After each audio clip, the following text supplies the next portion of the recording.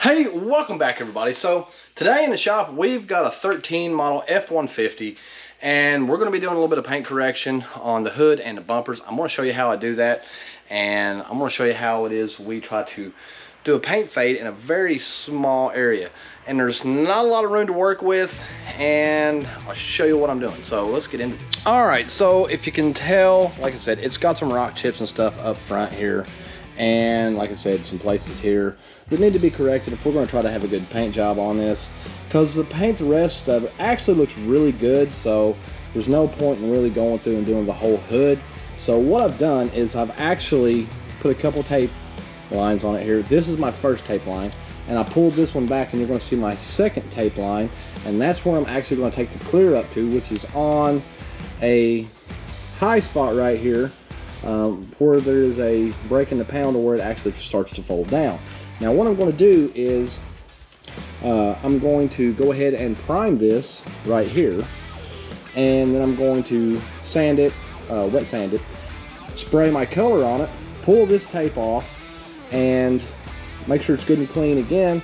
I've already got this piece sanded underneath here, and then I'm going to re-clear this edge, and that's actually going to keep me from being able to see the transition between the white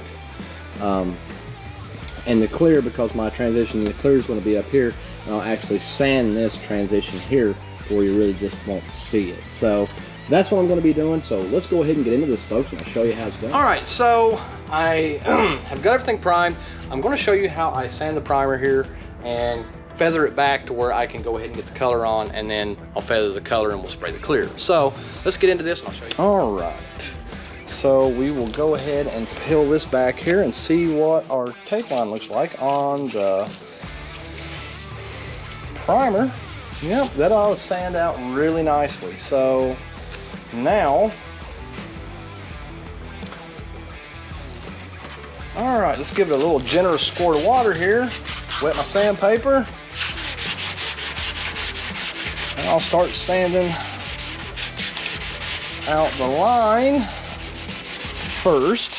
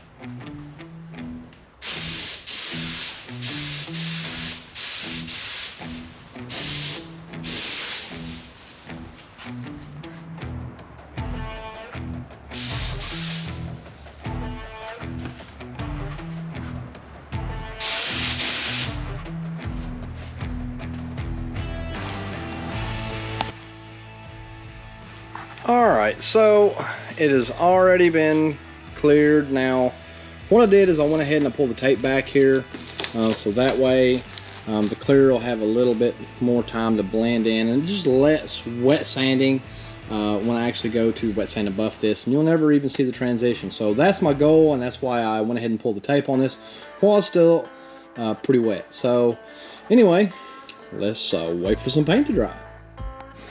Okay, so now we're gonna go ahead and sand our tape line out. Like I said, when I did this, I'll actually pull it in down here a little bit closer so I can explain it. Now, what I did, when I actually did this correction, is I taped it, and then I taped it down here past this line. And then I sprayed the white up to that line, and then kind of just feathered it out after I pulled the primer off and sanded it. So I just kind of feathered it up toward this line, but I didn't let the white meet this tape line because I had it taped down here. Now what that does is that actually allows me to kind of transition slowly from a newer color. I mean, it's the same color, but this paint is old, oxidized, so it kind of allows me to transition to where you're not going to see a big change really quickly. So it's going to kind of fade from old paint to new paint, and this paint may come back after I get the buffer on it, but we're going to find out. So let's go ahead and get this wet sanded and see where we're at. Now I'm starting out with 1500 because it cuts fairly quickly. I can cut the tape line right out of it. Okay, see, that one's already going, disappearing. And we'll go ahead and get this sanded out.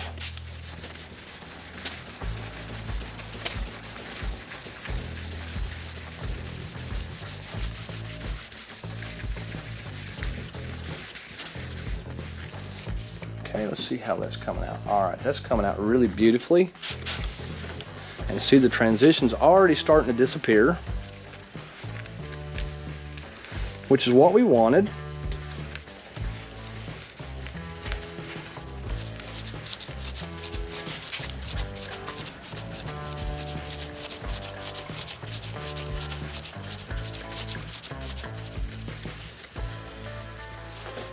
Let's see if we can fill any, yeah, a little bit right there.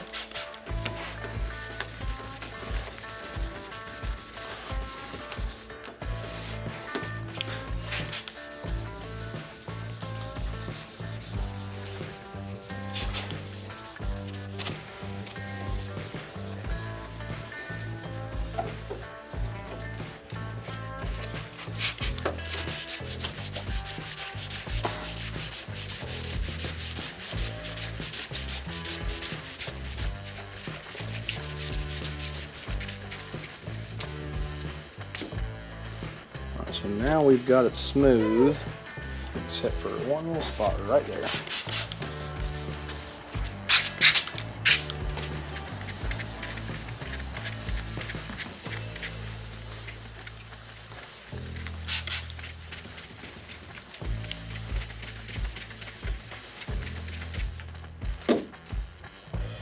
Oh yeah, that smoothed out really good. I feel a little bit right there.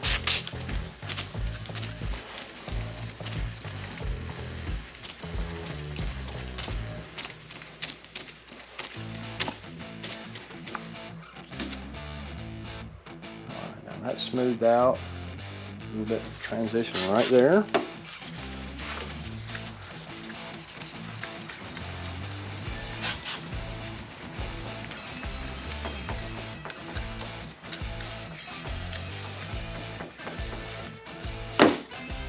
Okay, now I will finish this off with 2500 wet sanding, and what that does is get all the little scratch marks and everything that you might be able to see. And yes, I just use my hand to do this because it really doesn't take much to remove what's left from the 1500 because it's just a stage up. So we'll get this sanded. I'll double check here to make for sure that I don't have any other places. Oh yeah, side is nice and smooth. All right, now let's dry this off and we'll get a buffer on it and see what happens. You can already barely see any transition whatsoever, so that's what we're going for. All right, and let's go ahead and get a little buffing compound on this, and we will get everything buffed back. It's probably way too much for what I'm doing, but that's okay. And you're also gonna ask me, why are you using such a huge buffer? Well, normally I would use a small buffer for this, but it's being used on another project, so this is kind of what I'm left with, and that's what I'm gonna use. So, and it should work fine.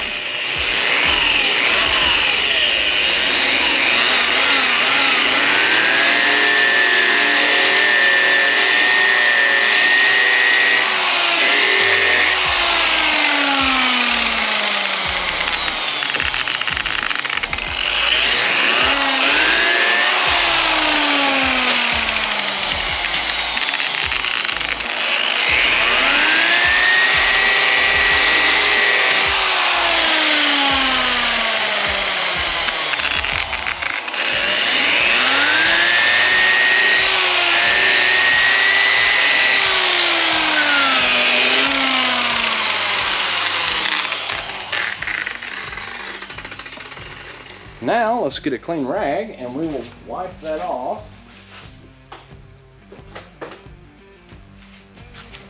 And see how well we did.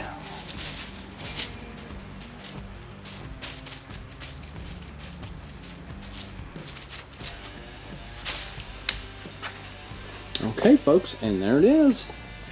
A nice blended panel that you'll never be able to see the difference, and that's how we do, or at least that's how I do it. Sometimes if I got more room, I'll actually go up onto the panel and feather it out more, but this is just a corner of a bumper, and obviously I don't have a lot of room to work with, so I did the best one I had to work with, but obviously that came out great and I'm satisfied with that. So let's go ahead and finish the other side and then we'll call it a day.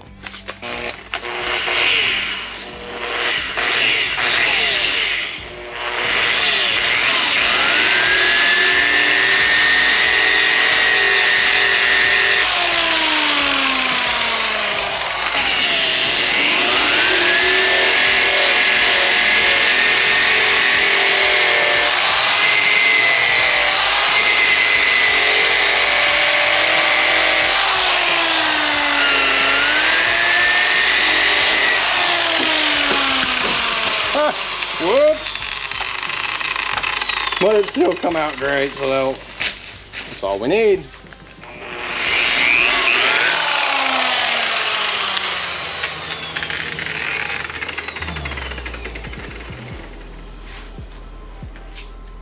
All right, so that come out good, and yes, I kind of caught the plastic a little bit, but it is what it is because I like to leave the plastic on there, and I just didn't tape it down because it's such a small area.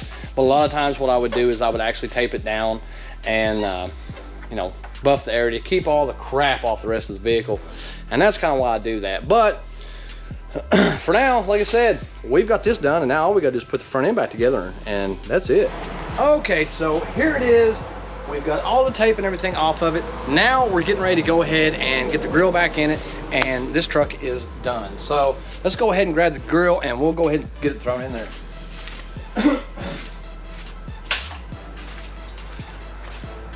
Now, something I did want to show you about on this grill, and I was lucky enough for this actually to not break, but are these little clips that are right here that go on the top of the grill, and they didn't break off, and that's usually what happens with these, is they break off and then, you know,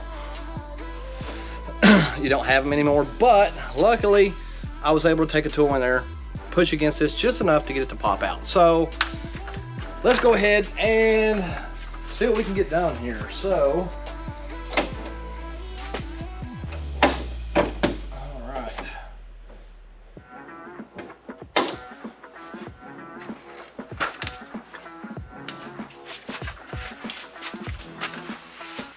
let's go ahead and I'll close it just a little bit. I can just to start. Let's get you over here where you guys can see this a little better.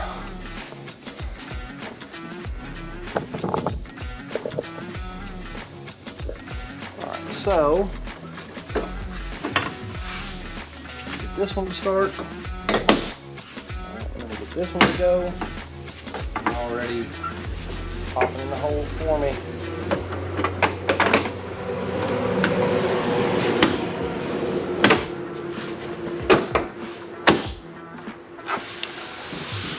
Alright, well that went on really easy. Now, I'll reach down here and we'll open this on up and we can put our screws back in. So what I'll do is we'll aim it right here to where you guys can see what I'm doing exactly. That's literally all I'm doing, is just putting the screws back into the top.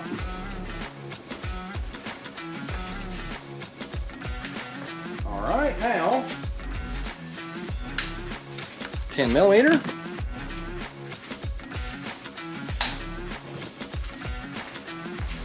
And my battery. Now what I'm going to do is I'm going to start with the two that are down here first. I'll go ahead and get them started.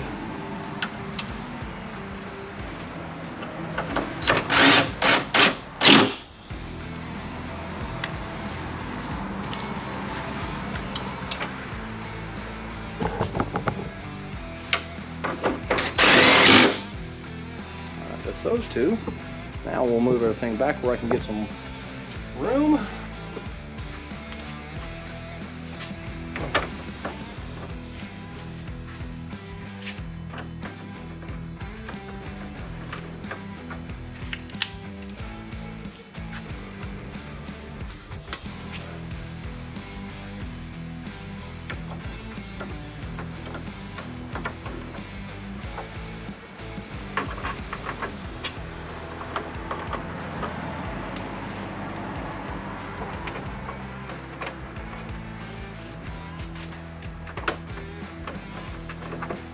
Now what I'm going to do is I'm going to start in the center and work my way out.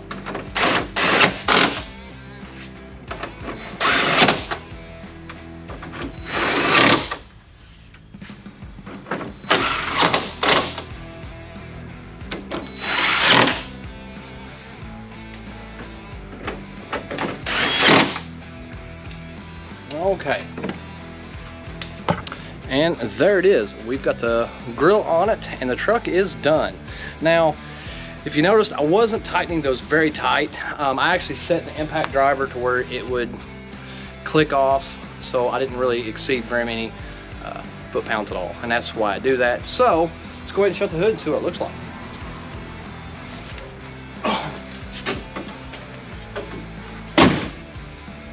All right, and there it is. Grill and everything is good. You can't even see the paint. All the little places in it are completely gone. So there we have it. And that's how you do paint correction on these trucks like this in a small area. There's some newer techniques where you'll actually just cut it and blend it, but I didn't have that option because there was so many pitting. I actually had to use some glazing compound to get all the pitting out of it. So, you know, that adds another step, and then tape lines and all that. So, but I think we did fairly well. Tell me what you guys think in the comments, and for now, catch us on the next episode. Go ahead and hit that like button, subscribe, and thanks for watching.